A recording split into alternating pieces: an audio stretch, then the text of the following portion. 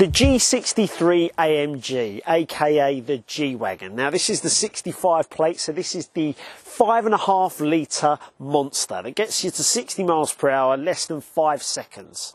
This is iconic when it comes to styling, and Mercedes have not really changed much from the 1979 G Wagon that was brought out back then. We've still got these big old sort of indicators just plonk there on the bonnet, as well as all the way round sort of nods to that classic car when it comes to the door handles, as well as the big bulky sort of metal bits. There's no sort of nice aluminium to be found anywhere, or very little at least. This car to drive, I'm really intrigued what it's like to drive, because this car has been associated with footballers, sort of celebrities sort of cruising around in them. So let's see if it's actually a cruising car or whether it's actually still a bit of a tractor. So this is what I was talking about, the doors. You've got to be pretty strong to even push that little button in to open it. And it is a heavy old door. And to get in, there's no real sort of grips. Oh, there's a grip there. So I guess to help you get up into the driving position. But when you're in here, you've got a better driving position, I think, than most Range Rovers. It's a lot more lofted and you feel quite powerful in here.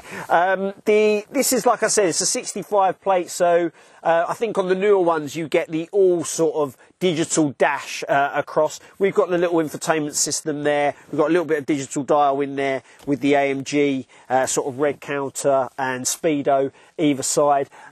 There's no hard plastic to be found. It's all sort of leather.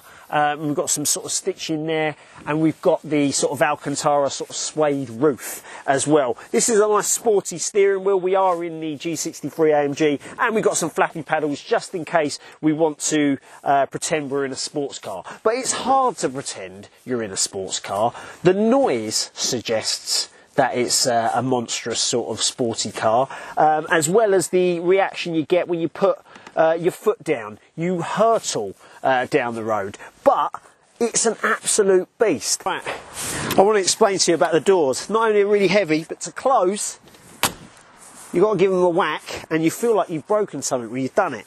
But it's all that feel, that 1979 feel that we want. And also getting up into it, oh my God, I'm getting to that age where it's a real pain getting into cars like this. But when I'm here, I'm quite happy. I've got lots of room from my head to the ceiling. I've got a nice sort of leather effect there on the door. It makes me feel quite nice. I don't know if it really adds much to my journey. But I've got a screen here, which is very cool, very celeb. Kind of justifying the price tag of these, which I think brand new, straight out the box there, in excess of around about £130,000, £140,000. We've got some sort of sound system that's going to come out here, some storage there, but you can fit 3 across the back. I am quite comfortable, so I'm not feeling like I'm in the back of a tractor, and that's what they've got to do here at Mercedes. They've got to make me feel I'm in a prestige car. I've got the heated back seats as well that I can control there, so I'm pretty happy in the back of this. Now, going to the boot space, obviously we've got the iconic spare wheel there that I actually think, just aesthetically pleasing, it's great. I think it actually looks really nice. But opening the boot, now, I've got a problem with these. I'm not going to liken it to an EcoSport or an EcoSport that Ford have, but you're going to have a lot of room to be able to open your boot like that, like in a space, like in a Sainsbury's car park or something like that. There's going to have to be a lot of room for you, so you've got to consider that when parking. But when you do open it, it's massive. It's huge in here. Look at that. Genuinely. Can have a little sit down, little snooze. I know it's not made for trafficking people, but it's pretty big. And the fact that it's sort of a square space there, you've got a load of space there in there. These are a little bit annoying, the sides, which mean it sort of limits your flat load space. But it's pretty big and pretty good. There's some net in there that you can take off. If you really want to put the seats down and go have a big sort of van, basically. But yeah, it's a nice sort of boot space, and this might look good, and the AMG plate there looks good, but I'd say there's more practical boots in Range Rovers and, dare I say it, the GLE. The G63 is rapid, silly fast for something this big. The handling is a bit cumbersome though, and a little disappointing considering how much this car is.